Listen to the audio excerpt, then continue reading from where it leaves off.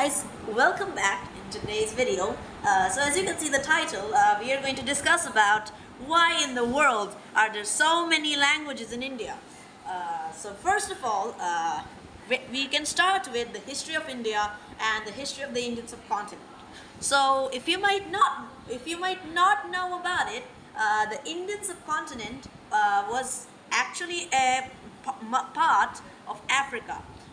During the breakdown of Pangaea, which was Africa included with Europe and all other continents, India got separated from Eastern Africa and then slowly and steadily after millions of years emerged with the Asian subcontinent. So you can say India is a different continent than Asia. So obviously India might have a diverse amount of languages. Some languages coming from the east, some from the northeast, some from the very north, and some originally from the south. So basically, let's start from the south. In south, you might know about the Tamils. These people, they're originally from India. They used to live on India.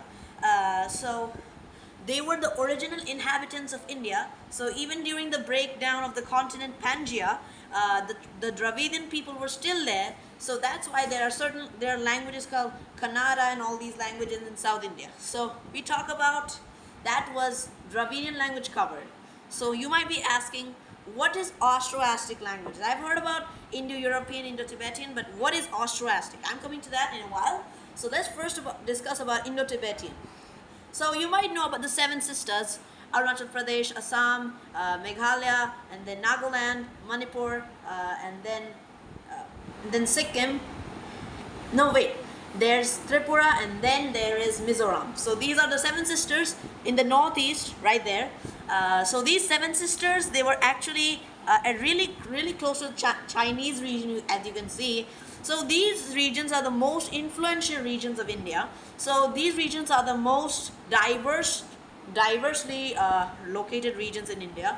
So you can Assam is a really good part of that, and so you can say the languages present there have been inspired from the Tibetan. Like there's this Manipuri language, and then there's Naga. These languages are usually inspired from the from the Myanmar regions and these regions. So that's Tibetan. So what is Tibetan here? Tibetan means this Tibet region.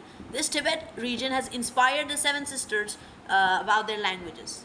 Okay, so about that. So now we come towards the north.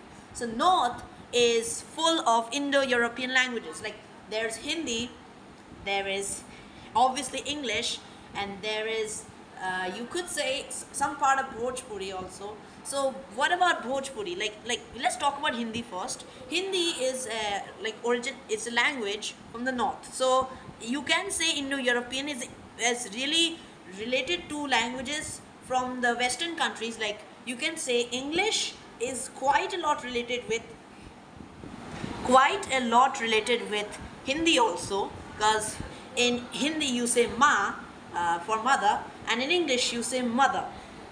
Okay, so you can see the similarity. And also, if you might not know a new fact, actually, so you might know about certain languages like Spanish. There is a lot of similarity between these two languages, Spanish and Hindi.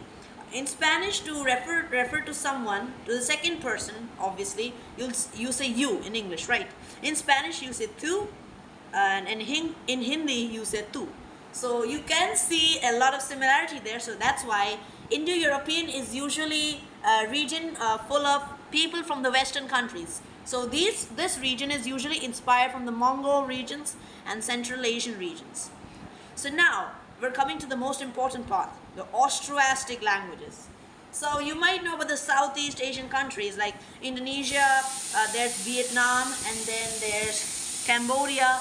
These countries have a slightly different language than Chinese and Mandarin Chinese. They don't have the exact script, but they have some sort of different script like that. So the Austroasiatic regions are regions of like Jharkhand, Chhattisgarh, Orissa, West Bengal, and then parts of Mizoram. These regions are usually inspired from the Southeast Asian countries. There is many languages There are many Austroasiatic languages spoken in these regions. Like there are even Austroasiatic languages spoken in the Andaman and Nicobar Islands. Do you know that? Like, so these are the 4 types of languages. So now let's come to the conclusion. Why are there so many languages? Why are there so many languages in just one single country? So that's because India is itself is a different continent. It's like it's a different chunk of land which just flew off from some other original land and flew to some other continent. So you could say the South Indian people are actually Africans, somewhat. You could say.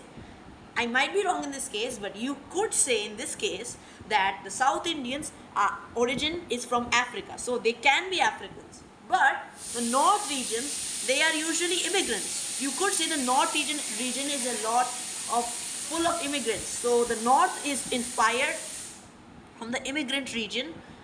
Immigrants like the immigrants coming from Europe, immigrants coming from Central Asia. So they're inspiring the Indo-European language. Indo-Tibetan, you could say they are coming from the region of Tibet and residing in the Seven Sisters region. Dravidian is the original India. They are actually part of Africa, so you could say they're African. Austroasiatic languages, the people who have traveled from Vietnam, Cambodia, they have spread the languages into these east states. So that's why. Because India is a different continent, that's why there are so many languages. If India would have been with Africa still, if it did not separate from Africa, there would have only been the Dravidian languages. There wouldn't have been Indo-European, there wouldn't have been Tibetan, there wouldn't have been Austroasiatic. Everyone would be either speaking the languages spoken in Africa. Guys, I do not know what languages spoken in Africa. You guys could comment on the video and tell me the information and what languages are spoken in Africa. So you could say if India did not separate from Africa, all the Indians would actually be Tamils, Telugus, Kannadas and everything. So that's it, guys. That was the conclusion of the languages in India. So now I'll be saying about the rest 97% of languages which are not known in India in the next video.